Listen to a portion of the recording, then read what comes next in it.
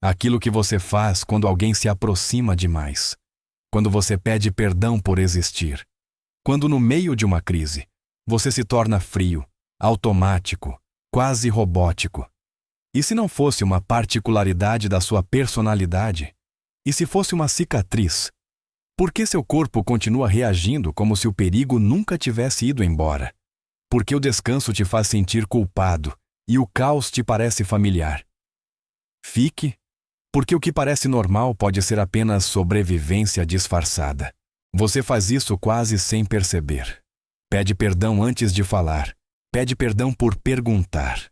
Pede perdão por ocupar um assento, por precisar de ajuda, por simplesmente estar ali. Perdão, posso? Perdão por incomodar. Perdão é uma bobagem. Não é educação, não é gentileza. É algo muito mais profundo. Este comportamento tem um nome em psicologia. Fawning, uma resposta ao trauma. É o quarto F. Junto a lutar, fugir e congelar. Quando você não podia escapar do perigo e enfrentá-lo, não era uma opção. Seu cérebro aprendeu outra estratégia. Tornar-se pequeno, complacente, invisível. Ser o que o perigo precisava que você fosse para sobreviver. Uma criança que aprende que expressar necessidades provoca raiva deixa de ter necessidades. Um adulto que aprendeu que falar traz punição aprende a se desculpar mesmo antes de abrir a boca. E embora hoje o perigo já não esteja ali, seu sistema nervoso continua agindo como se cada interação fosse uma ameaça potencial. Seu chefe não é quem te machucou. A pessoa à sua frente não é seu agressor, mas seu corpo não sabe disso. Para seu sistema nervoso, o passado ainda está acontecendo. Por isso você se encolhe. Por isso abaixa a voz. Por isso atenua sua luz antes que alguém mais o faça por você. E sim, é exaustivo. Viver pedindo perdão pelo simples fato de ser humano. Por respirar. Por existir. Não porque você seja fraco, mas porque, no seu devido tempo, essa foi a forma mais segura de continuar vivo. Quando tudo desmorona, você não. Um acidente, uma inundação, uma ligação inesperada, uma perda repentina. Enquanto os outros entram em pânico, você se ativa, pensa com clareza, toma decisões. Liga para quem tem que ligar. Faz o que tem que fazer. As pessoas dizem que você é forte, que é imperturbável, que lida muito bem com a pressão. Mas há uma verdade incômoda por trás dessa calma. Você não está tranquilo porque é zen. Está tranquilo porque o caos lhe é familiar. Para muitas pessoas, uma emergência é algo excepcional. Para você, é um terreno conhecido. Seu sistema nervoso se formou na crise. Aprendeu a funcionar quando tudo era instável, imprevisível, perigoso. Por isso, em situações extremas, seu corpo não se altera. Já esteve ali antes. Seu cérebro já viveu o pior cenário possível. E quando o pior reaparece, sabe exatamente o que fazer. O problema é o preço que você paga por isso. Porque essa mesma mente que pode lidar com um incêndio de 5 alarmes pode desmoronar se alguém levantar ligeiramente a voz ou mudar o tom de repente. Não é incoerente, é trauma. Sua janela de tolerância não é normal. Em alguns momentos é imensamente ampla, em outros, perigosamente frágil. Você não deveria ter que ser tão bom em sobreviver. Não é algo admirável. É triste. Significa que seu corpo aprendeu cedo demais que estar em alerta constante era a única forma de se manter seguro. E esse estado de alerta permanente, embora hoje te salve nas crises, é uma das razões profundas pelas quais você vive exausto. Você tem coisas guardadas por via das dúvidas, comida que provavelmente nunca comerá, carregadores de reserva, objetos duplicados, dinheiro escondido em lugares estranhos. Não porque você seja previdente, mas porque uma parte de você vive com o medo constante de ficar sem nada, sem recursos, sem apoio, sem segurança. Isso não é sobre organização, nem sobre estar preparado. É sobre uma sensação profunda de escassez. Quando em algum momento da sua vida faltou algo essencial, comida, estabilidade, afeto, proteção, seu cérebro aprendeu uma lição clara. não ficar sem novamente. Psicólogos chamam isso de resource guarding. Animais o desenvolvem quando passaram fome. Humanos, quando foram abandonados. Você não é avarento. Está assustado. Aquela nota escondida não representa dinheiro, representa controle. Representa a ilusão de que, se tudo voltar a quebrar, pelo menos você terá algo em suas mãos. Algo que te permita resistir um pouco mais. A ironia é cruel. Quanto mais você acumula, menos seguro se sente, porque o perigo já não está fora. Está dentro. É esse alarme que nunca se desliga. Esse sistema nervoso que continua esperando o próximo desastre. E nenhum objeto, nenhuma reserva, nenhum plano de emergência consegue acalmá-lo por completo.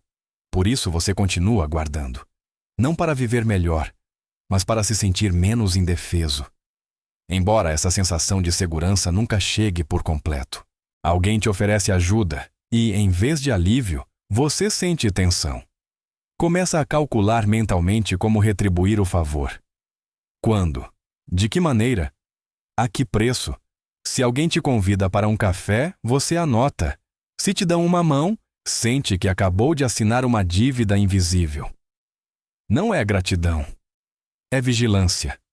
Seu cérebro aprendeu que a ajuda nunca foi de graça, que vinha acompanhada de condições, reprovações, manipulação ou culpa. Aprendeu que aceitar algo significava ficar exposto, vulnerável, em desvantagem. Então, agora interpreta a gentileza como uma armadilha. Cada gesto amável é um cavalo de Troia. Cada favor, uma obrigação futura. Por isso você prefere fazer tudo sozinho. Carregar mais do que pode. Dizer, estou bem, mesmo quando não está. Porque pelo menos assim, ninguém pode te lembrar que você deve algo a ele. Pelo menos assim, você mantém uma ilusão de controle, de independência, de segurança. O mais doloroso é que a bondade genuína existe. Há pessoas que ajudam sem pedir nada em troca. Mas seu sistema nervoso não consegue acreditar nisso. Não porque você seja desconfiado, mas porque uma vez confiar teve consequências. Então, você rejeita a ajuda não por orgulho, mas por medo. E esse medo, mantido dia após dia, também pesa. Pesa tanto quanto todas as coisas que você carrega sozinho, sem permitir que ninguém assegure com você. Não há meio termo. Ou você conta demais, muito cedo, ou não conta absolutamente nada. Você conhece alguém novo e, em poucos minutos, essa pessoa já sabe sua história, suas feridas, seus medos mais profundos. Como se expor sua dor fosse a única maneira de criar um vínculo real. Ou você faz o contrário. Passa anos com pessoas que não sabem quase nada sobre você. Nem o básico. Você se torna um cofre emocional. Isso não é uma excentricidade de caráter. É uma resposta ao trauma. Quando você nunca aprendeu o que são limites saudáveis, seu sistema de apego se desajusta. O excesso de compartilhamento nasce de uma necessidade desesperada de conexão. Da esperança de que, se alguém vir toda a sua dor de uma vez, talvez fique, talvez entenda, talvez não vá embora. Fechar tudo, por outro lado, nasce de uma lição mais dura. A vulnerabilidade é perigosa. Se abrir-se uma vez resultou em traição, humilhação ou abandono, sua mente construiu uma fortaleza. Muros altos, portas fechadas. Ninguém entra, ninguém vê. Ninguém pode te machucar novamente. Ambos os extremos são exaustivos. Ambos levam à mesma solidão. Porque a conexão autêntica não acontece em nenhum dos dois. Acontece no espaço intermediário, em compartilhar pouco a pouco, em se sentir seguro enquanto se mostra, em regular o quanto você dá e o quanto você guarda. O problema é que esse ponto médio nunca te ensinaram. Então você vai de um extremo a outro, buscando uma proximidade que não sabe sustentar. Não porque não seja capaz de amar, mas porque aprendeu a sobreviver antes de aprender a se vincular. Você empurra as pessoas para ver se elas ficam. Provoca discussões sem perceber. Cala-se de repente para verificar se alguém vai te procurar. Afasta-se apenas para ver se o outro luta para permanecer. Por fora pode parecer contraditório, até mesmo prejudicial. Mas não é toxicidade, é terror. Quando todas as pessoas que deveriam ficar acabaram indo embora, seu cérebro criou um sistema brutal de proteção. Uma espécie de controle de qualidade emocional. Uma voz interna que sussurra: deixe-me machucá-lo primeiro, antes que ele me machuque. Outra que insiste: vamos ver se este também vai me abandonar. Assim, nasce uma profecia que se cumpre sozinha. Você impõe testes impossíveis, exige sinais constantes, estica a corda até que alguém se canse e vá embora. E nesse momento, sua mente diz: viu? Eu tinha razão. Ninguém fica. Mas não era verdade. Eles não foram embora porque você não fosse digno de amor. Foram embora porque estavam exaustos. No fundo, você está convencido de que não é suficiente, de que cedo ou tarde todos verão algo defeituoso em você e partirão. Então você recria o abandono antes que ele aconteça, porque pelo menos assim dói um pouco menos. Pelo menos desta vez, você sente que tem o controle. O trágico é que, nesse processo, às vezes você afasta pessoas que sim poderiam ter ficado. Pessoas que não precisavam de provas, apenas de segurança. Mas seu medo falou mais alto. Não porque você seja cruel, mas porque seu sistema nervoso continua vivendo em um passado onde amar significava perder. Descansar te incomoda, sentar sem fazer nada te deixa nervoso. Tentar relaxar não te acalma, ativa sua ansiedade. Mesmo um único dia livre pode te fazer sentir inútil, improdutivo, como se estivesse falhando em algo importante. Você não é um workaholic, está fugindo de algo. Para muitos sobreviventes, a quietude nunca foi segura. Quando você parava de se mover, os pensamentos te alcançavam, as emoções vinham à tona, as lembranças começavam a surgir pelas bordas. Então você aprendeu a se manter ocupado, sempre fazendo, sempre avançando, sempre cansado. A produtividade se tornou sua anestesia, o esgotamento, sua prova de valor. Quando você era mais jovem, talvez só recebesse reconhecimento quando produzia. Talvez ficar parado te deixasse vulnerável. Talvez o silêncio fosse perigoso. Seu cérebro registrou tudo. E agora, mesmo quando seu corpo pede uma pausa, sua mente grita mais alto.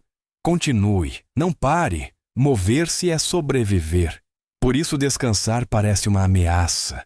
Como se diminuir o ritmo pudesse abrir uma porta que você mantém fechada há anos. Não é falta de disciplina, é autoproteção. Seu sistema nervoso ainda acredita que se você parar, algo terrível vai te alcançar. E viver assim, sem permissão para parar, desgasta profundamente. Não porque você seja fraco, mas porque está funcionando em modo sobrevivência há muito tempo.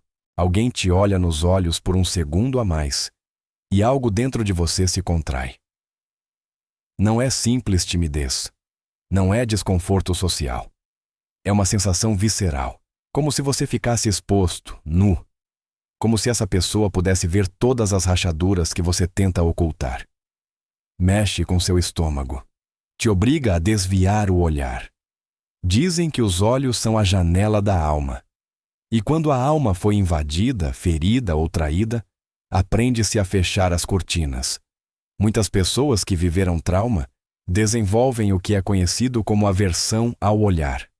Olhar diretamente nos olhos de alguém exige vulnerabilidade, exige confiança, exige uma sensação de segurança que, em algum momento, foi arrancada de você. Se no passado ser visto significou ser julgado, controlado ou machucado, seu sistema nervoso aprendeu a evitar essa exposição a todo custo. Você não está sendo descortês, você não está escondendo algo. Está se protegendo. Porque da última vez que alguém te olhou de verdade, não foi para cuidar de você. Desviar o olhar é uma forma silenciosa de se manter seguro, de não oferecer mais do que você pode, de preservar um espaço interno que por muito tempo não foi protegido. Não é uma falha social. É uma resposta aprendida. E embora hoje você já não esteja em perigo, seu corpo ainda age como se estivesse. Porque para o sistema nervoso, a segurança não é medida em palavras, mas em experiências. Às vezes você se olha no espelho e algo não se encaixa.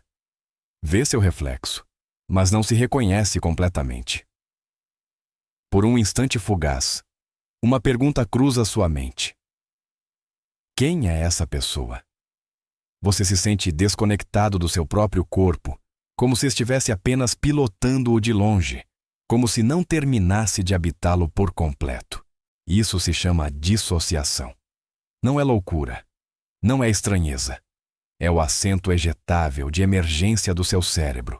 Quando a realidade se tornou dolorosa demais, quando estar presente significava sofrer mais do que você podia suportar, sua consciência aprendeu a se afastar, a ir embora um pouco, a se desconectar o suficiente para continuar funcionando.